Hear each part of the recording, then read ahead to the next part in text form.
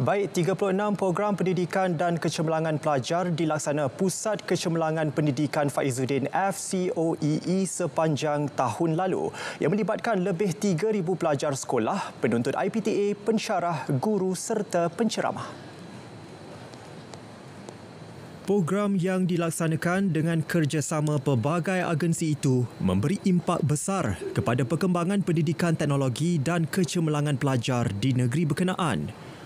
Menurut pengerusi pusat berkenaan Profesor Emeritus Datuk Dr. Kamaruddin Hussein, setiap program yang dilaksanakan selari dengan peranan FCOEE dalam membantu sistem pendidikan negara. Ini dengan memberi nilai tambah menyokong pembentukan komuniti pendidikan di negeri itu yang mapan seiring dengan perubahan arus pendidikan perdana dan berteknologi. Program berimpak tinggi yang dilaksana termasuk memperkasa pengetahuan dan kemahiran dalam bidang kecerdasan buatan AI dan robotik.